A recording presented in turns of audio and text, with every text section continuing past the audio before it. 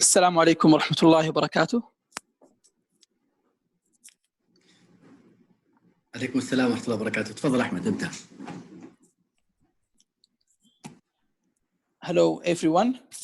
My name is Ahmed Al-Zahrani, and on behalf of the Saudi Human Capital Club, I would like to welcome you all and thank you for attending our today's webinar. Our today's webinar topic is about future of work and remote working.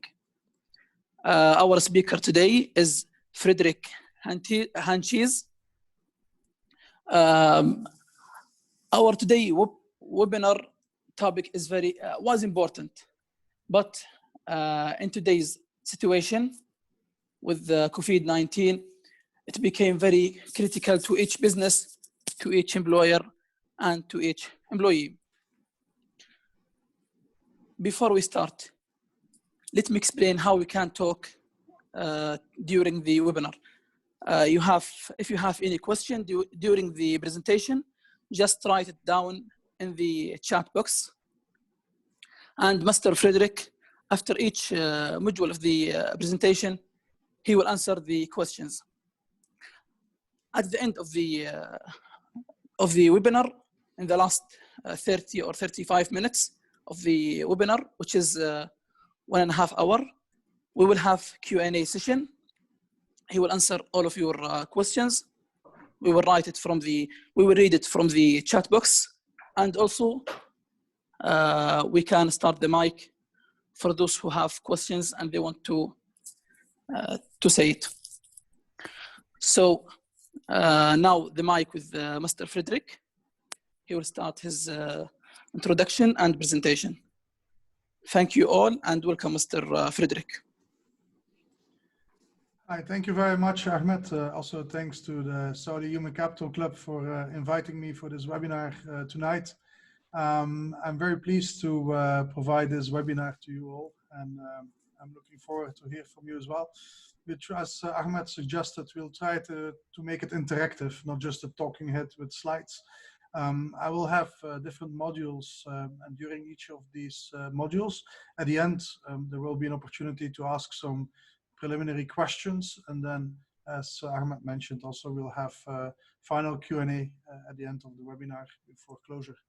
So again, thank you very much for joining. Shall we kick off immediately? Good. So first of all, we're going to talk about the future of work, and we'll talk about especially remote working. Now, remote working has been a topic for me for quite a while. Actually, the reality is that last year I took the opportunity to actually write a book about it. And the book is exactly mentioned HR Nomad, because I realized that although it was still quite young, not many people were actually remote working. Especially HR professionals would see remote working within their own profession under recruiters. You might find sometimes people working in operations as well as remotely, especially on the HR IT side. But other than that, we would not find many disciplines within HR working remotely. We'll talk about that in a few minutes. Another thing is that also remote working has become quite obvious and be enforced on us as companies, as employers, and as employees. It became not an option of a choice, it became a necessity. And the side of the debate if that remote working will be in the future norm of working is another debate that we won't have in this webinar necessary. But definitely we need to recognize that both employees and employers have been challenged of implementing remote working without maybe having thought about it. Neither had think about how this would be perceived, how would they measure performance, what policies they require, and how would that all work? To be honest with you as well, until probably a few days ago, most of us would have thought that remote working would just be a temporary thing. We might start realizing that remote working out of necessity might be a bit longer than we expected. And you know what? From each problem, we need to find opportunities, right?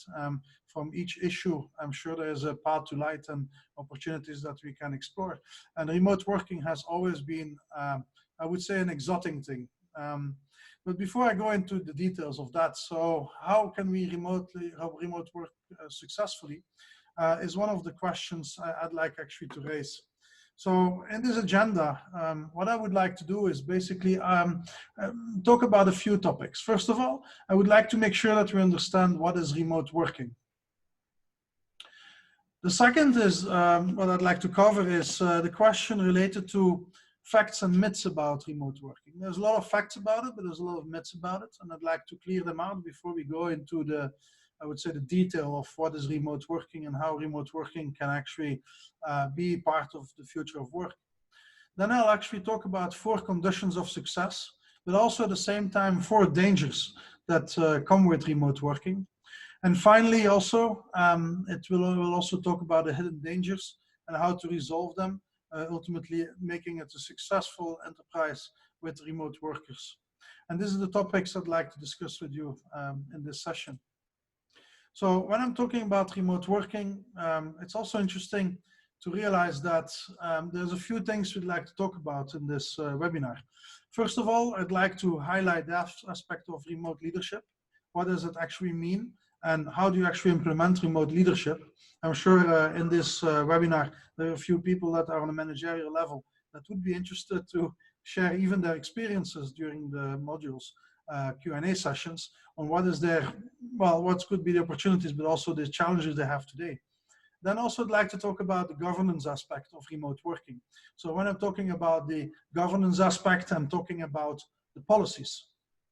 All the rules and governance that comes around remote working that might have been missed or missing in your organization just a month ago, but have been started to be implemented as part of your work hour policy, or maybe part of your performance management policy, who knows. Then I'd like to talk about the performance management aspect. That's an interesting thing, because most of the questions I get lately is how do we actually manage performance, and the topics of trust and remote collaboration, but also measurement of results comes into play when we talk about performance management or performance of the worker. And ultimately, let's not forget work-life balance, because I don't know how it is about for you, but I'd start not differentiating the difference between weekend and weekdays. All find a bit of a flu. And of course, well, we're here in a webinar at 6. All seems to be a bit flu as well. So the whole concept of 9 to 5 has just been kicked out of the window, right? So interesting, right? It's a lot of things to say. When I was writing my book last year, I interviewed some people who were remote workers, and I can tell you, all sounded a bit exotic. Everything was a bit exotic. Now, one of the questions also people ask, of course, is, Fred, where do you get your whole idea of thinking about remote working, and why would we'll be actually asking you to talk about remote working? Well, for some of those who know me, I'm actually a professional in organizational design. And for the last few years, I have been more and more asked to actually be an advisor around organizational agility.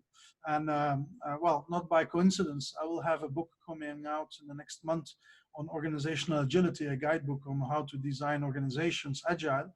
And agility is a very interesting concept because it actually brings in all the aspects that we actually encounter today, opportunities, but also challenges. And often they're related to technologies and to flexibility of how people would like to work in terms of working hours, but also flexibility of moving between jobs. So ultimately, that whole aspect of remote working is just an additional chapter to designing agile organizations. It's not a big bang, it's an evolution. It's something that had to come anyway, that would be your challenge anyway in the next year or next months to come. So the whole Corona situation, the COVID-19 situation has just, I wouldn't say facilitated the situation, but have brought maybe opportunities to actually bring that aspect of agility into organizations. So where does my my interest into remote working? Well, because first of all, it was a question that was asked very regularly as a part of the whole discussion about designing agile organizations, as well as when actually myself, I started being an advisor and work remotely, give courses, write books. It makes you more agile and you are more traveling, you're more flexible. And well, you know, for me, it's funny enough, it doesn't make much difference what the situation we're in today. And except maybe there are some aspects we're not going to talk about tonight, but this is more related to yeah, the fear or the bit of the uncertainty of what will bring the future. But aside of that, just the mechanics of remote working is not so unique, it's not so special, it's not really a big bang. It's actually part of a conversation. If we didn't have it yet as an organization, we will have it today. And as we are here in the Saudi HR club, for some who work at STC or other companies like STC, will be ahead of the curve introducing remote working 20 days a year, 2 days a month, stuff like that. So again, it's not a revolution, it's an evolution. We're talking about something that is actually was coming and came just a bit faster. So let's not have fear about the future. Let's embrace it. So that's what we're going to do in this webinar. So remote working. What is remote working? Well, if you would ask just a person on the street, well, we can't do that now, of course, but so we'll do it through Zooms and through webinars like these. Often people will say, well, what is remote working? It's very simple. This is a happy person sitting in his living room with his laptop. That was probably the answer I would definitely got a month ago or 2 months ago. Now, we are all forced to work remotely, and I'm sure that this little heart of happiness might not be as big as is on my slides. But definitely, it was a bit of a fantasy for many employees to say, you know what, it would be great that I don't have to sit in traffic, especially if you work in Riyadh or in the bigger cities where you're in traffic. It's fantastic if you just can work these first 2 hours at home, and then you go for your meeting through Zoom, and then in the afternoon maybe pass by the office. Well, it's part also, of course, of having the choice. Yeah, and that's one of the things we're going to discuss is the choice to remote work. Often we not have had the choice to remote work, but the ideal definition of remote working would be someone sitting somewhere else, definitely not in the office, with a laptop, and just be a happy worker because he can do it at his own ease within the environment that he enjoys at the time that he wants. And he has his own coffee machine, he has his bathroom nearby, and he has his kitchen, and he's so happy. Well, that's actually what we thought was remote working until a month ago, but reality struck us. So that's not what is remote working, at least not completely as a definition. So if we talk about remote working also, it's interesting to look at the statistics of remote working. Most of the people have been, until a month ago, actually not been remote working. And if they were, and that's probably half of you, have been remote working already, but accidentally. And here is a bit, one of the dangers I'll discuss later in this webinar, is that if you are remote working accidentally, and what does it mean remote working accidentally, is that there is no governance around the way you work. Let me give you an example. I'm sure maybe a few months ago, you were in a seminar, you were in a workshop, in a training, you went to a conference, maybe you went to one of the HR conferences and saw me speak there. And like in any conference or training, I see people picking up their phones during the breaks, answering emails, even taking out their laptops. Now, they're sitting on their laptop.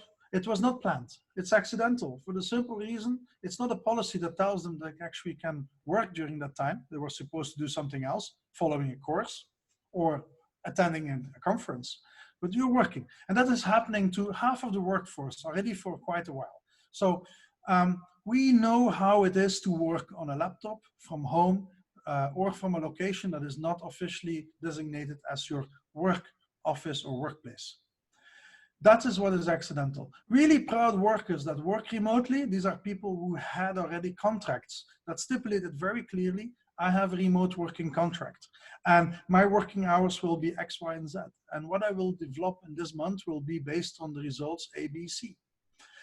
These are people who have actually not an accidental, but a well-defined remote working environment. And this is not just based on the technologies they have available, not only about information security for those who have dealt with information security. I'm sure if you're in payroll or dealing with any employee information technology, or better said, cybersecurity, has been forcing us to ensure there is a governance as a structure around how people work and the laptops they use and the accesses and the Wi-Fi's and the public Wi-Fi's they shouldn't use and so on and so on. For those who work in organizations that have strict cybersecurity rules, know exactly what I'm talking about.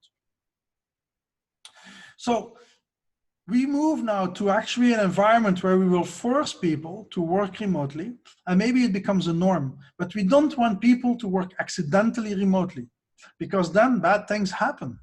Bad things happen, I can tell you. And bad things happen because ultimately, and this is hopefully not for you the case, where you see remote working is basically you sitting alone in your house, in your living room, some in your kitchen, on your laptop, and not being happy. So when remote working becomes a nightmare, it is not productive. It doesn't engage employees. It doesn't motivate them. Productivity is low, performance is low. So what do we do about that? You know, also for the companies, there's a huge risk. Yeah, not about unproductivity, but also that people are using the wrong tools, having wrong access to wrong to Wi-Fi, public Wi-Fi's they shouldn't use, and stuff like that. So there's a lot of confusion. There is a lot of insecurity, and adding to the situation we are in today, we do not want that additional uncertainty and additional fear, additional uncertainty about how we should work as a remote worker for our organization. So we want to create structure around that. So that's how we move into the first module. So in the first module, I would like to actually talk about what are the conditions to implement successfully remote working. Now, when I was writing my book on the HR nomad, I was actually interviewing many people, and one of the 4 guiding questions I had was about exactly these 4 categories, these 4 elements, these 4 conditions to be successful. And I found out there are 4 conditions, but also 4 fundamental dangers that will lead to loss. Loss of employees, loss of productivity, loss of performance, and loss of money for the company as well. And we need to avoid them. And that's what we're going to talk about. So let's talk about the first one.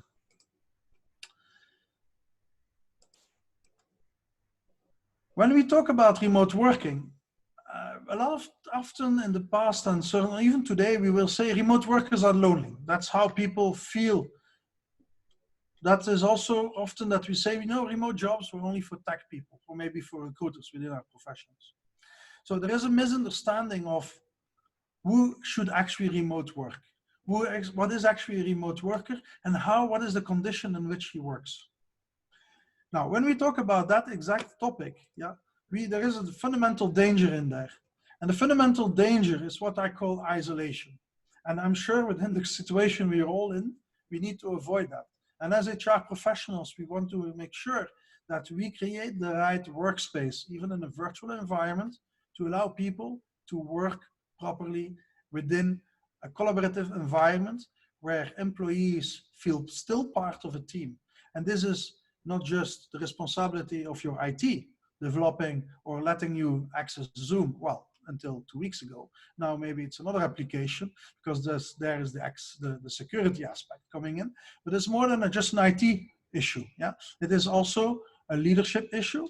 It's an aspect of capability, team capability and performance, which we'll topic as well in the next modules.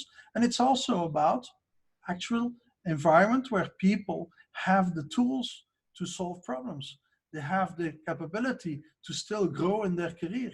Yeah? So they need to have that understanding that what they do is still part of a bigger scheme. They're still part of a team. They're still part of an organization.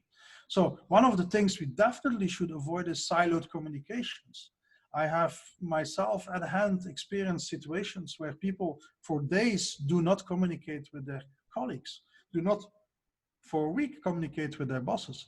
And that is definitely not the way forward. And actually, we need to increase the communication between the employees and the company and their managers and their colleagues as well. So by preventing isolation, we need to create channels. And these channels are not just technology channels. I want to talk about an engaging culture, which is a channel where people actually create the opportunities for each other to work together.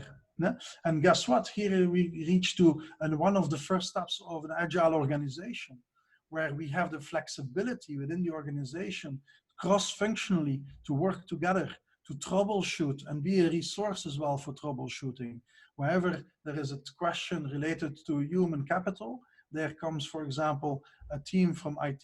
We have that room, we have that availability. We don't have these physical walls anymore that puts us in silos. So we need a constant communication. And I will come back to that constant communication, because when we talk about constant communication, it's about having in your policy, even if it has to, the rule where you have to request the people to check in the morning. Don't see, one of the things that's amazing is that the first week of this whole COVID lockdown, people were waking up at 8. The second week they woke up at 9. The third week they woke up at 11. So you're starting to create a bit of a discrepancy between your actual work culture and work time versus what people are starting to generate for themselves because they want to sleep out, they stay out later. Now that's an interesting situation that we need to be careful of. And I'll come back to that in the 4th module when I'm talking about work-life balance. So that relationship is there. So each of these modules will come to each other and will actually be interrelated, will integrate ultimately. You'll see that. So when I talk about remote engagement, what are we talking about here? Well, here are 5 tips I'd like to bring. The first one is, let's have small talk, really matters, yeah? We need really to have employees to have a constant conversation. It doesn't have to be at work. It is good to have these breakout sessions. I remember we would go to lunch, remember when we were in the office all together? We would also go for a coffee. We would go for pray together, yeah? So let's not forget to continue doing that. Let's have that. This is part of the work environment, this is a work culture, this is part of your employment, your company culture. You have to foster that. The second one is make time for face-to-face. The face-to-face is to switch on your cam. So for example, now I'm talking to a lot of dark screens. Most of you have not activated your webcam. Now, I really invite you to activate your webcam because you're looking at me. I'd like to see who I'm presenting to. We need to continue having face-to-face conversations. So it's actually a challenge. If those who would like to participate, activating their cam, you're most welcome. I'd like to see who you are. Number 3 is be clear about expectations of your staff, of your people, of your teams, yeah? But also clear about the expectations of your manager and what you expect in these times, but also whenever would be remote working part of the new norm in the way you work. What are the expectations set? Expectations in terms of the way you want to communicate, the expectations in terms of when would you like to communicate, also the channels you'd like to use. Most of us are here basically having an ability to use WhatsApp and so on and so on and so on. Number 4 is for me important, emphasize meeting presence. Again, as I said, we are here all with our webcams. Most of us just stay on audio. I really try to engage and get people to get into a mode where they accept being part of the community also visually, yeah, not just by audio. And ultimately, rewarding your remote workforce is required. Yeah, rewarding is not just by incentivizing financially, but let's look at the total reward scheme. Yeah, make sure that we also celebrate success through webcams. I'm sure you have seen that there are what we call virtual dinners, and I've done that with my family and my brother and his wife. We do webcam sessions and we talk to each other. The same goes for employees. So rewarding is very interactive. It's something really you put people together. And I think this is probably the soft aspect of this whole remote working. I wanted to start with that because this is what touches our hearts. This is what touches our solitude sometimes when we're sitting remote working. It shouldn't be the case. We need to have a culture of engagement, a culture of communication, a culture of really time for face-to-face, a culture of celebration and rewarding, as well as a culture of having presence. Be present, even if it's not physical. Of course, here we're talking about virtual presence. So Ahmed, I have finished my first module. I don't want to be a talking head for an hour and a half. I'm sure already some people have questions. I'm not sure if there's anybody who already have asked some questions.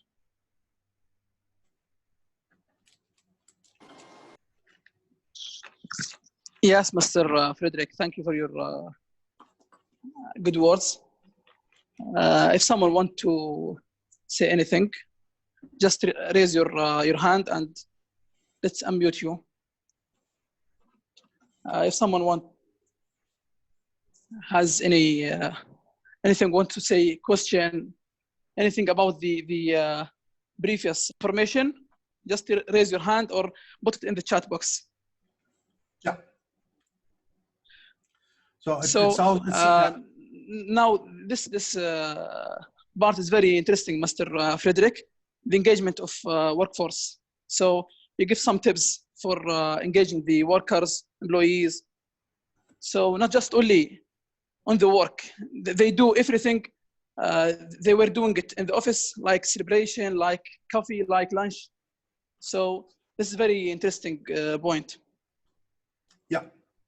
So I see a question from Dina, actually, who was asking, is there any suggestions how to reward the remote teams? Well, it sounds definitely, it's definitely clear that rewarding is, we're talking about total rewards. And when I talk about rewarding, I mean really the celebration of success of an individual or a team in the remote working circumstances we are in. We don't have to wait to send someone a gift or have a cake for his birthday. We still have home deliveries. Let's continue doing that. As an example of my virtual dinners, we can have a virtual lunch together. Huh? I remember missing my Saudi Thursday morning breakfasts. I would like to continue doing that. We do not have to change good habits. Yeah? We can use this opportunity of remote working to take away bad habits, but let's celebrate, and celebration of success and team effort is definitely, both individual as team, is an important thing to do. So remote working should not give people the impression that it's actually penalizing them because they are not present anymore in the office. Yeah, definitely we are all now remote workers, but let's move to the future where we might have 2 days a week remote working, or some people will be just working 5 days a week because they're away, they're abroad, they live in another continent. They're still part of the organization. Let's make sure that remote working is not stigmatized as a way of working that is not as equal important or equal valuable as the physical presence in an office, organizing meetings and working in a desk. That's my point. So I see some other questions, Wafa. Yes, from Wafa Albaz. Yeah. So I've seen some questions asking. Yeah? So how do you include? So Abdul Rahman, how do you include remote workers into compensation benefit schemes? Is there a difference between remote workers and freelancers? That's a very good question. Now, Abdul Rahman, I'm not a compensation specialist. I'm an organizational design specialist. But I can tell you definitely from a workforce perspective, the definition of a freelance worker or remote worker, is there much difference? Well, less and less. And I'll be talking a bit technical, but for those who are not technical, I reduce it to really the minimum. But for those who are into the compensation and budgeting of workforce, for me, it's very important that any person working for an organization that is running an operational role is also capitalized as an operational cost. That means it's not because you're a remote worker or a freelancer, you are considered a consultant. Yeah? Let's be clear on that. The place and the time you work needs to be definitely defined within your schemes when it comes to insurances and stuff like that. But the moment you talk about remote working, it should be defined by what the person is doing in that role. Where he does it and at what time should be less important. So for me, it's actually a full-time equivalent of your actual headcount, both if they are in a freelance contracted, that's a different way of contracting and getting paid, nothing more, nothing less. The really different is that is a person coming to do a project, it's a consultant. As a person who's taking up a role within the organization has that position there. If that person does that as a remote worker, as a freelancer, it doesn't matter. It shouldn't matter. Let me put it that way. So, okay. Here is another question, Mr. Frederick. Yeah. About the initiatives that you said about the engagement initiatives with the workers. Should we keep it with the leaders to do the initiatives or the organization? This question from Wafa Al-Baz, Wafa Al-Baz. The question: shall we keep the initiatives with the leader, or shall we make it on the organization, like circles to the leaders, motivate them to do the initiatives? Yeah. Ahmed, I think, and for Wafa who asked the question, a bit of an analogy. I mean, our leaders didn't become leaders because they're always the best people managers. And I know also that HR always leads by example.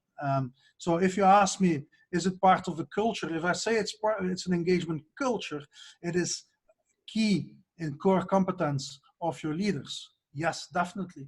And remember, I was talking about an agile organization and building agile organizations. Your leaders have to show agile leadership. And this is part of agile leadership. Their capability to really include in that scheme of different ways of working, different ways of people's expectations, build people-centric organizations. And I guess what? If we're going to ask most of the people, maybe not now if we are forced to remote work, but in a circumstance we have a choice, I can tell you that 70–80% of the people actually would love to work remotely. Actually, they did statistics, often in the States, there's so many as well, where they do statistics on remote working. There's only 1% of the workforce every year responding, no, I'm not interested to work remotely. I want to come to the office every day. 1%. So let's put this as a fact that remote working is definitely not only for the future, it's already in the present, and definitely it is a norm, becoming a norm if it's not already a norm. So, okay, Mr. Frederick, shall we continue to the second module of the presentation, to the next module? Yeah. And I see some of the questions are interesting, but I think some of them either we cover it in the other modules, or we will ask it in the coming Q&As. Yeah, perfect. So I'll be having another 10–15 minutes of my presentation, and we move it back to another module. And absolutely, Ahmed. So all the questions are very interesting, very relevant. We can cover them also at the end of our presentation.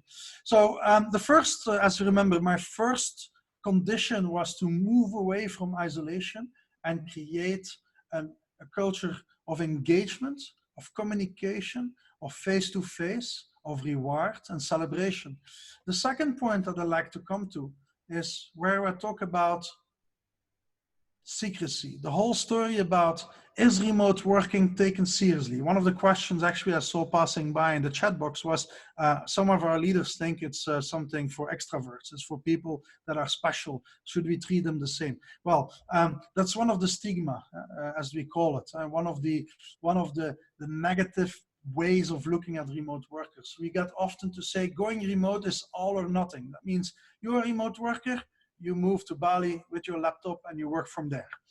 Other thing is, a remote job isn't a real job. Now I'm going to tell you a very funny story here. It's actually a personal experience. Is when I started working remotely, not being a full-time working in an office 9 to 5, people were like, what are you doing now? Oh, I work remotely for my customers and I give training, I'm traveling. So they're saying, oh, you're doing that while you're looking for a real job, right? So remote working was often seen as like an intermediate situation of where you work wherever you want until someone wants you really to come to work for them. And that means you get a badge, a parking spot, and an office and a desk. Yeah. So we have to move away from that stigma. This is nothing that has nothing to do with where we work or what time we work. It's about more than that. So secrecy is one of the things that I'd like to actually highlight. Secrecy is where we say also it's an individual agreement. Yeah. I have signed remote working contracts with companies the size of STC, and always they said, yeah, but that's a special case. This is a freelancer contract. This is a contractor contract. We need to take this in a special way. Yeah. And I've seen one of the questions here already passing by. Is remote working just for freelancers or for consultants? No, it's not. Yeah. Actually, we are all work remotely at the moment, and we don't move into freelance. We are still remote working. But we need to be careful. And that moves us, by the way, to the policy and governance around all remote working. It should not be an individual agreement one by one. We will segment certain employees to have remote working contracts. That's possible, but should not be individual.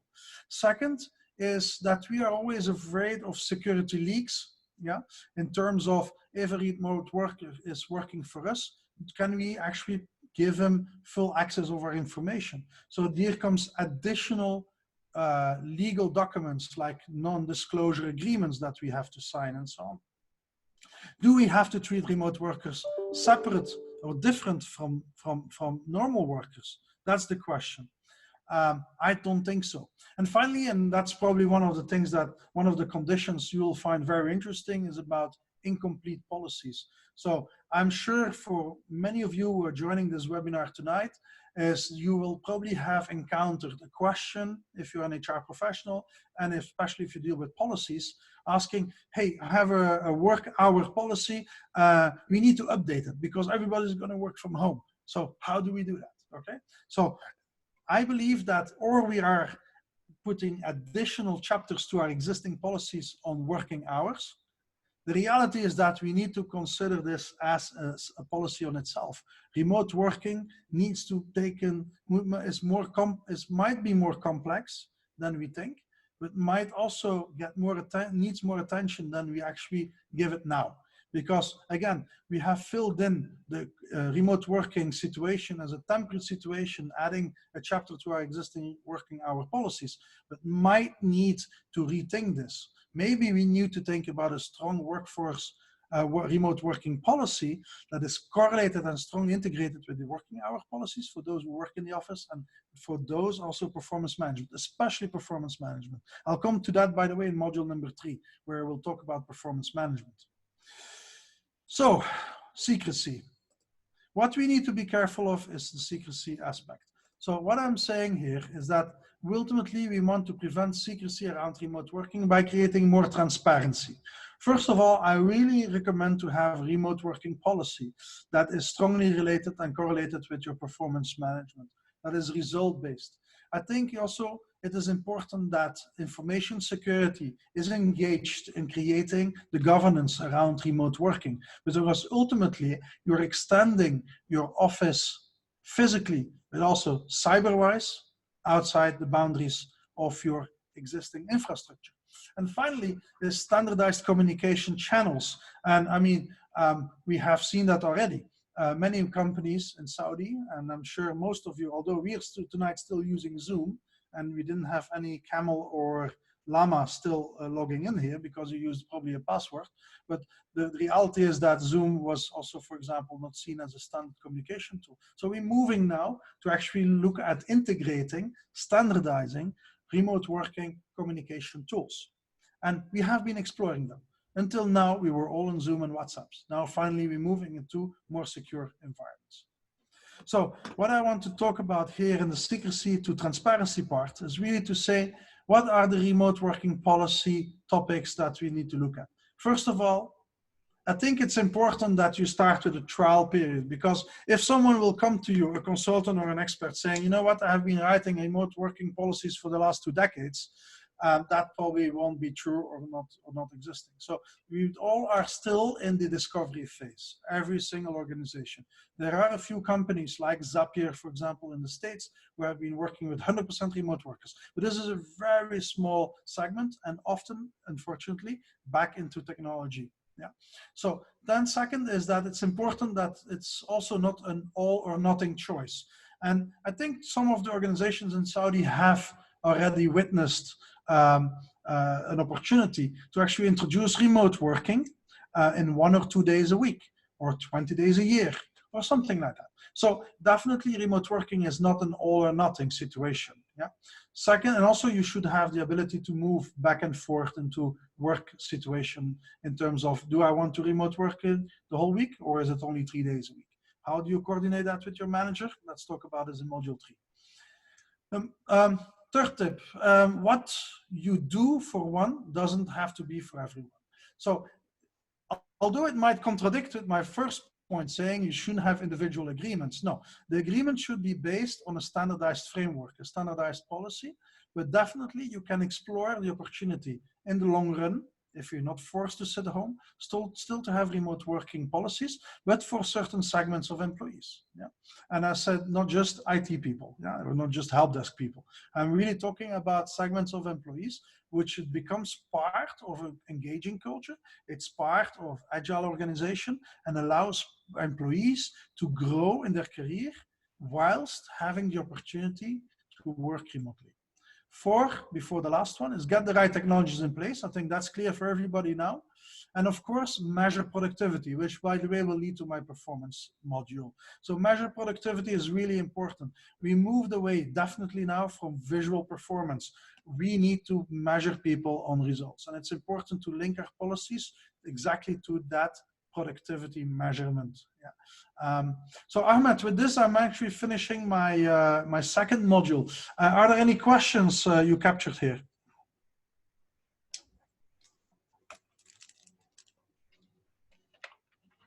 Yeah, anybody?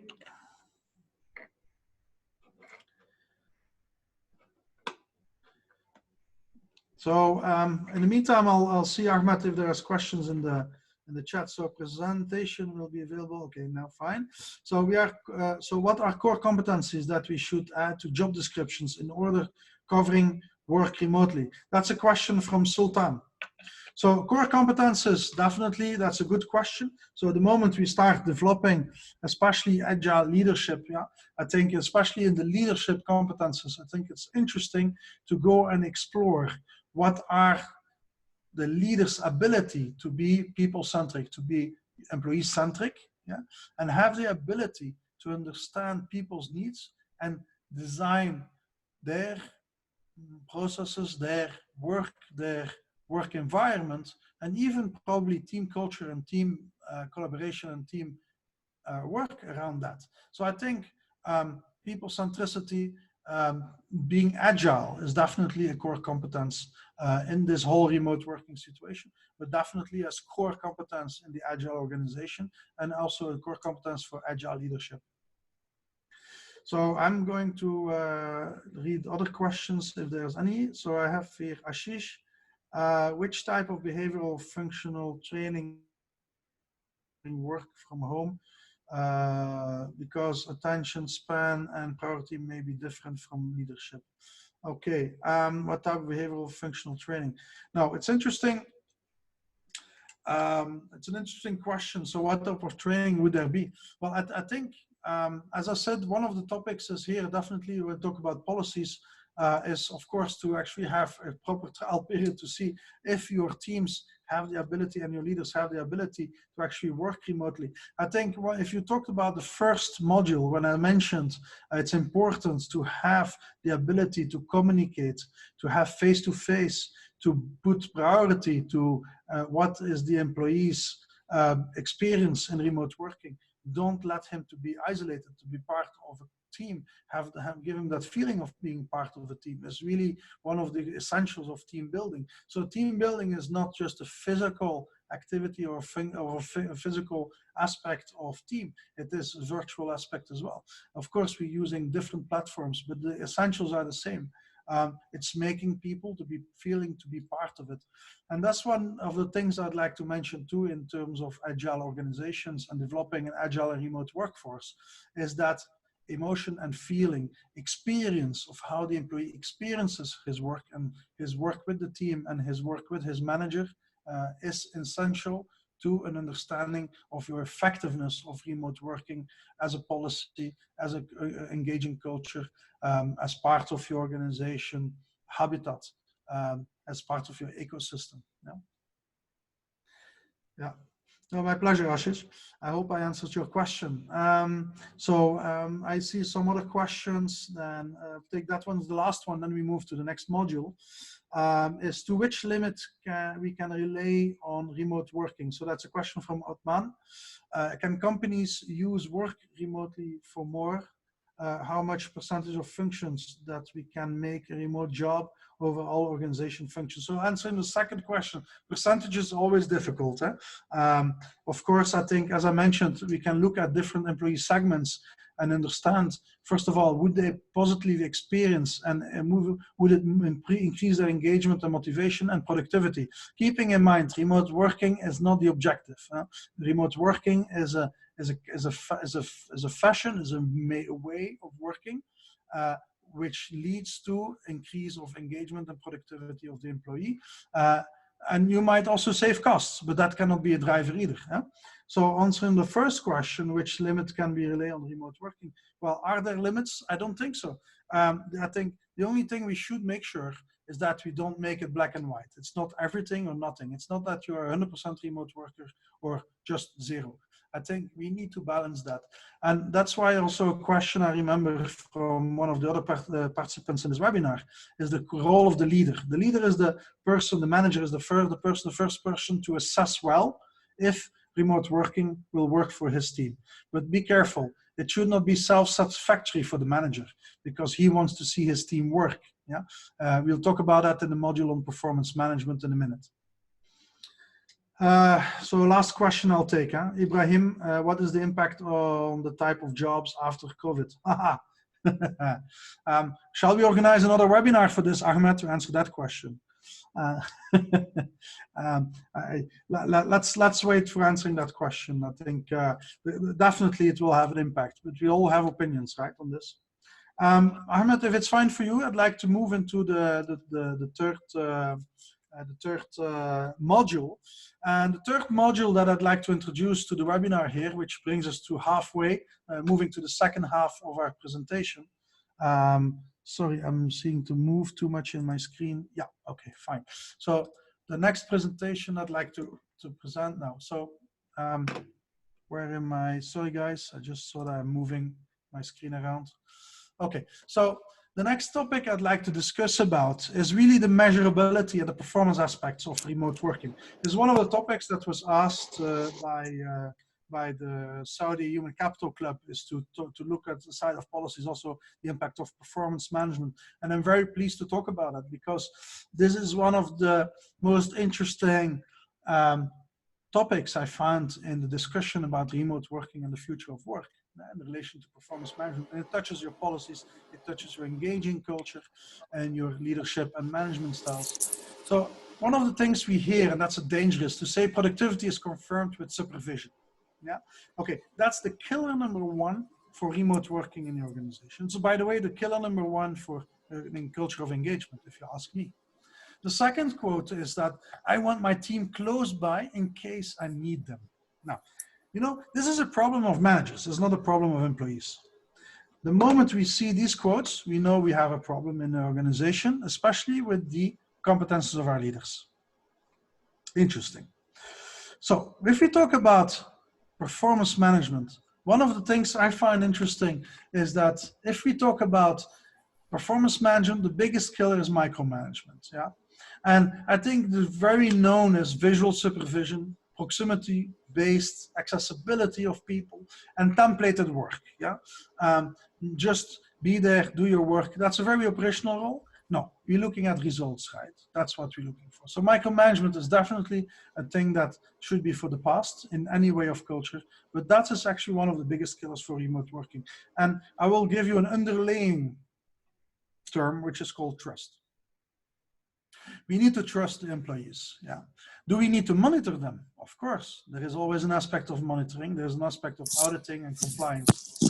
I think it's very important as well that we have a good understanding of what is the relation and the balance between trusting our employees and versus managing them. Yeah. So that is one of the topics I would like to highlight. So when we talk about that in particular, we're talking about preventing micromanagement with measurement. Yeah. So no micromanagement with measurement. Now, we have been talking for years and years and years as HR professionals that we need to have smart KPIs. Now, I don't have to explain the HR public here what is smart, but just for the one person that is new to HR. So we want to make it sure that is very specific, that is very measurable. Yeah. And what else, Ahmed? What we have else? Yeah. It needs to be very time bounded. Yeah, of course. And what else do we have? Yeah. It needs to be very accountable for one role to do it. Yeah, we need to make sure that the person is clear in what he's doing. But then one of the key words is the measurement aspect. Now, measurement is what? Measurement of results or measurement of the way the person has been executed, both. Now, we need to make sure that we are not just measuring on the way people work, because that's actually where the, I call it the snake enters the building, is where micromanagement sneaks into our way of managing people. Now, here in a remote working culture, it is really important, and we notice that today, that we want to ensure that people have clear key performance indicators, yeah, that are related to actual results, results that can be tracked. Yeah, and I think even more importantly is that it's not individual, but collaborative objectives. Because remember in my other modules, I was talking about, it's not about individuals in isolation, it's about collaboration. It's about an agile organization where people work together cross-functionally. Yeah. So our performance indicators and our result-based tracking needs exactly to foster collaboration and have shared objectives. So we develop capabilities in the teams that work on results and challenges and objectives for our organization. Not about individuals who are successful. Neither we will focus on the visual performance of a person. Here he is achieving a lot in the last 2 months of the year. So there he gets the attention of the management when it comes to the calibration. That's not what we're looking for. We're looking at a longer term, months, 3 months, 6 months, any year, if we want to go back to yearly reviews as well. Ultimately, it's also about performance measurement continuous. And that's where, and that was one of the questions, the person needs to really be in the ability to have continuous engagement with his staff, with his teams. It is not about, I'm there for you 3 months from now. The leader is part of the team. He is part and contributes, he coaches, he collaborates with the team members as an SME, as an expert in maybe the topic, as a leader, yeah, not as a manager. So now what you notice probably as HR professionals in this room is that we're talking about old concepts. We're talking about all wisdoms about what is real human capital management, what is real human resource management. Yeah, but this comes back. This comes back in a new way, and we bring that into the context of agility and remote work and virtual workspaces. So it leads me to my conclusion of my third module. And the conclusion of my third module is basically, what is remote performance? Well, first of all, it's about getting on the same page of what we want to achieve as end results. It's about conversations in a shared space. It's not about me sending you a KPI by email. It's about we having here Zoom, well, probably not Zoom because it's not secure anymore, but in another virtual environment where you discuss and you conversate with the team, not the individual. Yeah. It's about screen recording as well. It's you have the ability, and of course, we could say, is this a part of our privacy? One of the things we notice as people working, of course, in their living rooms and kitchens and what have you. Now, it's an interesting point, by the way. So there was a survey, just as a small anecdote on the side. People were asking, where do remote workers work? Well, interesting is that 27% of the people work in their living room. So I would put a small vote here, or a poll maybe, Ahmed, who is working where. The first question, do you work in your living room? Well, as per statistics, 27% work in the living room. Interesting is that 30% of the people have a home office, like I do. Then you have people working in the dining room. You have people working in the kitchen. Now, interesting, if you want to get a new career in cupcake, well, that's your moment of fame. You can start recording all your cupcake work. But a lot of people, HR professionals, other professionals work in the kitchen. And then you have, if you're lucky, a garden. 3% works in the garden. So, oh, and you have 16% working in the bedroom. Now, that's an interesting statistic. Now, let's go back to the performance. It's important that we put screen, I call it screen recording, and that's a challenge probably about privacy. As I said, people work in living rooms and bedrooms. I think it's interesting to see if we can have people to also have some guidance in how they work, yeah? In what locations do they work. It's probably not the right place, a kitchen or a bedroom or a yard to work in. So maybe home office needs to be created, especially for people who have the ambition or the intention to work be a remote worker on a more permanent basis. Video conferencing is definitely important as part of your performance review and performance monitoring. Yeah. Check time differences, very important in terms of performance. And I'm talking about the actual things that may disrupt people in working. It's important that we make sure that people have still that work-life balance. We'll talk about it in module 4, but it's related to our performance as well. That we have also the time to meet and the time to work, but also we have the time to relax and not be part of work time. Virtual co-working days are very important as well. So we have webinars, but we can have also co-working days. What is a co-working day? It's very simple. I set up my webcam while I'm working. I'm video rooming to all my colleagues in my department, and I do that for 2 hours a day, even if I'm not talking to them. Just having the physical presence. This is one of the suggestions I definitely have. And of course, we'll have to more project manage our work, yeah, because we will have more smart KPIs, we'll measure them, result-oriented, so they will be in a project plan. And that project plan can be online. We have now cloud-based solutions, we have business intelligence, we can share them, and through that same application we are working on today, we can also share these project plans on a continuous basis. So there's more clarity. We don't have to have our weekly meetings anymore. We can just access them at any time. So this is my module number 3 on performance. Is there any questions, Ahmed? Yes, Frederick. Thank you for the vast and very interesting information. Question from Wafa says about shall the managers do setting the daily tasks with the meeting, with the team, or they set generic goals for the team, remote workers? Yeah. So there's 2 aspects to the question. First of all, I think the leader needs to take the initiative to bring a certain, I would say, rhythm of work, a certain culture of work where people are logging in the morning. We have our first half an hour chat, maybe with our coffee. It doesn't have to be about work, but people check in. Yeah. And I think it's important that using that check-in time, that people have the ability to share their progress, their challenges, maybe issues, troubleshooting, and the leader can also take face-to-face conversation on a follow-up of their performance.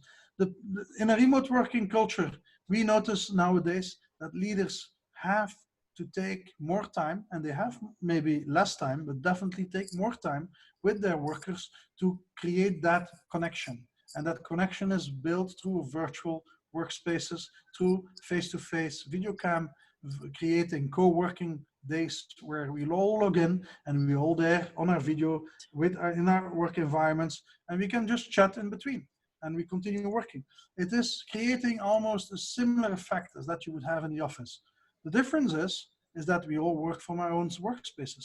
The difference is also, it doesn't have to be 8 hours a day, but just having that routine of continuous checking in, having the feeling that you are part of a team, that you have an engaging culture where people are participating and helping each other. There's also transparency. You're not hiding behind your screen or behind your laptop. It is really opening the door, literally in the windows of your webcam, the one we're using here tonight. For me also to present is opening up. Yeah? Opening up. That's actually the key word for me. So, okay, another question, Mr. Fred. Yeah. Today, in the one of the retention tools is the flexible working hours. Yeah. Okay, so shall we implement like timing for the workers in the remote workers? For example, we can say this is fixed hours and this is flexible hours. Okay. I might be shot for that by some people, but I believe that there needs to be structure in the working time, even for remote workers. And it's not for the company, it's for the remote workers themselves. Because what I noticed from being a remote worker, working with remote teams, we have quickly the, I would say, the habit of starting to expect people to log in and answer and request and do face calls and video calls and conferences at any time of the day, at any time of the week. And I think it's really important for work-life balance, which will be the last module. So I'll not go too deep in that topic, but it's important that we actually offer working hours or flexible working hours. I would say it's a leader's responsibility, definitely, to make sure that he checks into people. You know, that's what you do also in the morning, right? I mean, if you have a team and it's not too snoop, people pass by their team, say hello, how are you? They pass by the coffee machine, they have a coffee together, they call them into to their office once a week. This doesn't change. Yeah, it's not because we are remote working, it doesn't have to happen anymore. Okay, on the daily, on the remote performance, managing remote performance, yeah. Can you say some applications or some softwares can help in managing the performance? Yeah. Like for daily tasks, for the screen recording, some apps can help. So, okay. So, I mean, interesting question though. I need to say that if you look at the larger organizations, and for those who are like you, Ahmed, for example, working in large corporate organizations, you have actually all the tools in place already. The thing is that we might have not utilized our cloud-based applications in an extent because we didn't feel we had to, because we had physical proximity and we had also the aspect of visual performance. You just had to pass by someone's desk to know if he was working or already smoking a cigarette outside in the parking. So the thing is, we have these tools. For smaller organizations, there are power apps on Microsoft that allow you to link into databases of performance KPIs and so on and so on. There are smaller applications like Trello and so on. I'm not a software specialist, neither I'm a compensation specialist, but yes, I can tell you technology is actually the least of our worries. I think technology definitely is there. It's just a matter of us wanting to apply it, want to embrace it, and using it and support us in doing what we're doing. Technology is not replacing our work as a leader, neither it's replacing our work yet. Technology is there to support us. I think that's a very clear message on the fourth industrial revolution. Yes, thank you. Can we move on? Yeah, so we'll move to the chapter module number 4. I see time flying, and I see still people participating, so that's great. So moving to the 4th chapter. So the 4th chapter actually remembers, so the first one we talked about isolation and how to move into collaborative environments. The second module we talked about having the aspect of secrecy, moved away to more transparent policy and governance around remote working. Just now we talked about the aspect of performance in a broad sense, performance, and we touched already base on a few topics which I call work-life balance. And one of the things that is important when I talk about work-life balance, and I'm sure you recognize that, is that often I hear about working at home will get interrupted by kids and laundry. That's definitely, I mean, you'll probably seen the video of the BBC World correspondent in Singapore having a meeting. There comes his first child walking in, and then his baby in a stroller, ultimately his Asian wife behind the kids trying to get him out of the room again. I mean, so that's a very common scene. And if I would ask, raise your hands for who have been webcamming and suddenly their wife walked in, or the maid, or the or something happens, you know. So that's definitely one of the things that we talk when we talk about the work-life balance. Suddenly life goes, or a personal life comes into our work. Also, I want my team close by in case I need them. Remember that sentence that was the same about micromanagement when I talked about micromanagement? Again, this is something that is putting work-life balance a bit in the challenge, especially if we agree with a manager, I'll be working from 9 to 5 on my desk, so don't bother me after 5. There was a clear message. But now working remotely, you might not be able to say that anymore. So how does it work? So there is a challenge here. And the challenge is that if we have that situation of no proper work-life balance, is that we actually get burnout. And aside of being locked down or locked up in your house for the last 4 weeks or 3 weeks, on top of that, we need to make sure that there is no overwork or inflated results of us being just not having anything else to do than just work. So this will also be the case outside a COVID-19 situation, because what we tend to do as managers, if we don't control it well, if we don't put that as a condition of a proper work-life balance, even through policies if needed, and that's what the question on the working hours, Ahmed, that you just asked me, if we don't have that, we will see that suddenly planning overrides production, that we have lack of motivation, and we have overworked and burned out employees after the end of the year. So we want to avoid that, right? So on module number 4, it's my 4th condition, my 4th point of success is it's important that we ensure that we prevent burnout with a proper structure around work. So I think one of the things is important is that we diversify productivity. And diversification of productivity is again one of the topics of agile organizations. I mean, after this webinar, I think you all become adepts of agile organizational design, because ultimately implementing proper remote working culture and remote working engaging culture is actually creating an agile organization. You're looking at diversified productivity, cross-functional, cross-border, in collaboration. Second is that you equip and educate people properly around remote working. So yes, about what are the policies around remote working, what is the transparency piece, what is, as a leader, not let people work in isolation, what are best practices, train people in actually, if it's needed, in being a good leader in a remote working culture or an agile organization. Let's throw the word out again. And ultimately celebrate benchmarks. And what I'm saying is again here, celebration is a very important thing, a key word in anything when we talk about agile, and therefore also in remote working cultures. We need to celebrate, we need to put people together. You know, that's again, let's not forget the Thursday morning Saudi breakfast that we had together, or Ali at lunch on Thursday. It's important that we continue doing that, even virtually and remotely, yeah? So coming to the 4th and last module before I wrap this all up with my conclusions, is it's important that we have a few tips for our leaders. And one of them is to make sure that they have daily check-in. Check your staff every morning. If you need, you just organize video conference calls for half an hour at 8 in the morning or 9. Yeah, don't let them out sleep all till 11, please. Second is communicate a lot. We'll communicate a lot, not by emails. I'm talking about communication by video calling, organize co-working virtual workspaces where the cams have to stay on for 2 hours so people can just have chats. Yeah. Also take advantage of technology. We already do that. Do it more. And Ahmed has been asking questions around technology. Manage expectations is very important. Manage expectations of both the leader as well as the employee. What is expected from me here? Yeah. Focus on outcomes, results, not activities. Very important. It is really about celebrating a result, not about the fact that people have been doing something. Yeah. I think, and that's back to the performance management piece.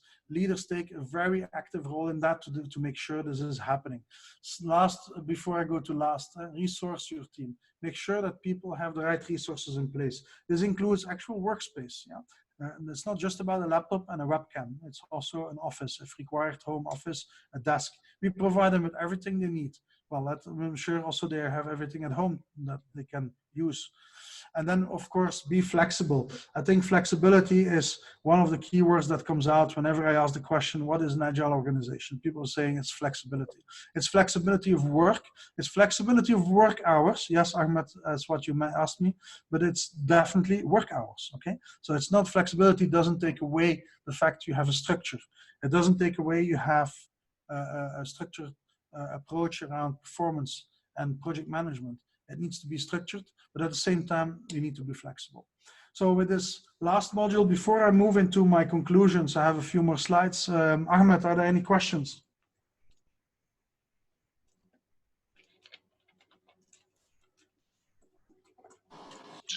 Yes, Fred, thank you. Some of the information here, just only question. In the daily work, not remote workers, managing the team, is it easier than remote or not? Well, that's a very good question, and I think that's a question we should ask our leaders. It would be an interesting engagement survey topic question to ask to the managers. For some, it will be actually a liberation that they can actually get some more flexibility using the new technologies and having remote working as an opportunity to work more flexible as well. But for some people, it might be a challenge. Yeah. You know, let me give you an analogy here. A few months ago, I was one of the ministries in Riyadh, and the ministry decided to put pool tables on every single floor.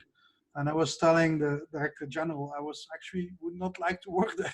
And he asked me, why? You don't like to play pool? I said, yes, but not in my working hours. And what I think is even worse is that when I have to finish a report, someone in the backside in another room is trying to make shots, you know? So, and the same goes for remote working. For some people, it's not for everybody. Not everybody will feel, as I said, there's always a percentage of people will, as managers, will have difficulty to handle it. And the difficulty sometimes sits in small things. And that's part where maybe training comes into. They don't know actually how to handle a webcam. They don't know how to handle a Zoom conference. They might have a challenge in having to set it up. This is, well, this is an interesting shift or transformation in the tools that we are used to use to manage people. Suddenly webcams and Zoom and WebEx and GoToMeeting applications and become tools that we need to use as part of our tools as managers. So here is another question, Mr. Fred. Yeah. What about the job security issues versus engagement of employees? Will the remote workers have less job security than normal workers? So that's a very good question. So one of the things I mentioned in my presentation was, especially in the first module when I talked about isolation versus collaboration, is that if we are not having a structured approach around remote working in an organization, one of the biggest fears that remote workers have is that they feel that they have no career opportunities, meaning you're not close to the job, not close to the manager, you're not close to the department. And you know, this is a very I would say respectful thought, because and just back into analogy, I used a long time ago to work for SABIC, and I remember that people were saying, if you work in Riyadh, your chances to become a general manager are much higher than if you work in Jubail or Yanbu. That was 15, 20 years ago. Nothing has changed. These fears still exist. Now, the question is here, do these organizations have still that in place, that fear? No, they don't have it, because they created, in the meantime, the last 10, 15 years, systems, performance management systems, monitoring, hypo programs. They've developed so many individual development plans, leadership, fast-track programs, so many systems that actually create a culture where there is transparency and there is equality, and it's about performance, and it's about your capabilities, and it's about the abilities and the room and space for growth. And that's also more employee focused. So the question on career growth and remote workers will be answered in the same way and should be answered by HR in the same way. Remote working should not discriminate you in terms of your career opportunities within or outside your organization. Okay, you mentioned the employees engagement, and here's another question from Noura. How we can keep employees motivated and engaged, especially during this situation, not just only for on general engagement, no, engagement, especially during this situation, COVID-19, especially. Yeah, so I mean, we all recognize the exceptional situation, which we hope will not, inshallah, come back again, and God forbid we end up with another virus in 3 years from now. But in this, with looking at the future and being optimistic, I believe that we definitely will have to think about implementing even more strongly communication, collaboration, diverse productivity. Celebrate, reward people for work, celebrate teams, and have leaders take the ownership of that in their teams, in their individual teams. Let's not wait till the corporate headquarters or the CEO decides of rewarding or celebrating. It should, and I mean, we do that already. I'm sure in many of our participants in this webinar have already implemented or been witnessed or have been experiencing that there is monthly celebrations, employee of the month, small applause for a person did a great job. It's not because we're remote working we shouldn't do that. Just the opposite, we should do it more. We should not do it monthly, we should do it weekly. Okay. Here is another question from Mohammed Al-Malis. He's saying that about the future of work. Can we say that there is a evolution of the employees? Some of the employees, they feel themselves as slaves in the organization. They are bringing money to the stakeholders. So may the future of work bring like entrepreneur thinking or something. So because he feels that he manages his time, he manages work. Very good question. Definitely I would say liberation of the employee has never been as high as now. Let me put it that way, remote working takes away all geographies. Let me give you a small example of a conversation I had. As you know, Ahmed, and the Saudi Human Capital Club, I also am a tutor for CIPD. I do level 7 AODD awards on organizational design and development, also run design thinking courses. And I was asked, actually I was talking to CIPD this afternoon, and one of the things was that normally my geography to run a course on AODD level 7 would be limited to the Middle East. But now, of course, when we're going to move the courses to online, there are people in Singapore saying, hey, we'd like actually to get the course from Fred, but we're in Singapore. Normally we should have done it in Singapore, or we should have traveled to Dubai. You know what? Now the remote working situation actually globalizes my role. And that's not unique. This is actually quite common. In whatever we do, we become a global asset to the workforce. If you're in Riyadh, you're not anymore applying for a job in Saudi as a remote worker. If this gets a bit into the norm, and it will be, you'll become a remote worker globally. It's not of you traveling to Bali to work for a company in Riyadh. You can also work from out of Riyadh for a company in Japan. So I think there's a lot of opportunity. You came to the conclusion, I think. Yeah. You can move on, and we can take the rest of the questions at the end. Yeah, okay, that's fine. Perfect. Go ahead. Thank you very much for all these questions, by the way. I really enjoy this webinar. It's cool and interactive. I like a lot of good, intelligent questions, Ahmed. So another point that I'd like to discuss is actually also the conclusion is quite simple. So how do we implement the 4 things? So first of all, remote working is not an individual, it's a team. Remote working is a team concept, it's not an individual concept. Remote working is not something you do in isolation, it's something you do in collaboration. That's the lesson number 1. You need to implement that. The second thing is that remote working is not something you do in secret. It's a transparent thing. It's a thing that has, it's a way of working that has context into its governance and its policies. Number three is that remote working is completely opposite to micromanagement. Remote working is not based on activity, it's based on outcome.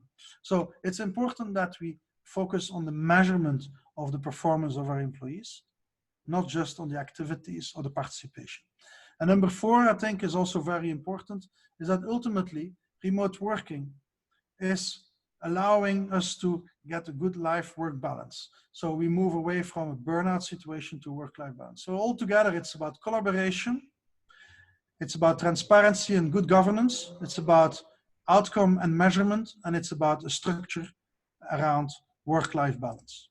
And if we put that all together, we basically have a strong individual remote worker who works in a very collaborative environment with good governance and good transparency, with good outcomes and clear performance measurement and result-based productivity, and ultimately a structure around work-life balance and work hours and work culture. That will make all of us very happy remote workers. So if I come to my final conclusion in that sense, is for me the 4 tips on remote working. In general, not just your policy as the title says, it's about fostering collaboration, transparency, be transparent with your employees, only measurable KPIs please, and work-life balance. These are my 4 tips for remote working. So the last thing I'd like to share before we can go in Q&A, I have 2 books. One is on HR Nomad, and allow me to make 10 seconds of commercial advertisement here. So my book is on Amazon. You can order it on Kindle. Don't use your Apple or iPhone applications because the app of Amazon doesn't work with Apple tools. You'll have to go use the browser, Safari or any other browser or a PC. But you can order Kindle for E, and you can also order the book physically. It's only $10 and $14 US dollars in total, so it's not expensive. And if you can wait a bit, I'll even have another book coming out, which is next month, is on organizational agility. And of course, where I will talk about organizational design and bring you guidance and practices on designing future organizations in mind of an agile future. My materials, if you scan the QR codes, my presentation is available. Ahmed, I think you can also share it. But you can also download the presentation you saw today from my website. Yes, sure. You just QR code the scan of this one, and you'll get my presentation. It's available for download. And then for those who would like to link with me on LinkedIn, well, if you see Fred, the boxologist, that's me. Also here again, my QR code. You can scan, and then you can add me. Most welcome. I'm always happy to extend our network of remote workers of the future, Ahmed. Yes, thank you, Mr. Fred, for the insightful information and very useful insights. Here is a question from Kamil. He's asking about is there any customized tips for remote work in small and medium enterprises? Yes. Well, you know, for small and medium enterprises, the remote working is not so much different from larger organizations. I think for small organizations, even probably easier, because you have not that legacy of all these policies around work hours and performance and attendance and time management and so on and so on and so on. I mean, because the biggest challenge of remote working implementation is actually going to get rid of old policies that are actually not relevant anymore. I always say, Ahmed, we always create policies, and we have projects for creating policies, but we never have a project to delete policies. And that's what we call Okay. Here is the question for the organization. Is there any change on the span of control for remote workers? For example, the average of span of control can be reduced for the remote workers?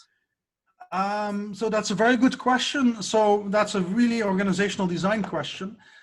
In my perspective, especially in the time of transition, the span of control will be less for managers because they need to spend much more time in communicating with their direct teams, spend much more time in collaborative co-working space environments, workspaces. I mean, I foresee my recommendations to reduce the span, but on the other hand, allow workers also to move between functions and contribute and participate with other teams as well.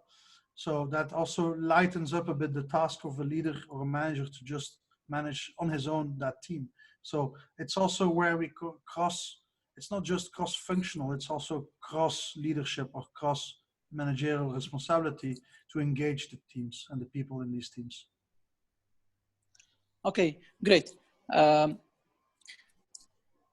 We talked about before about the remote workers in SMEs, small and medium enterprises. So yeah. What about the extreme, which is the government, which has huge organization, huge number of staff, not just only thousands, maybe hundreds of thousands of employees.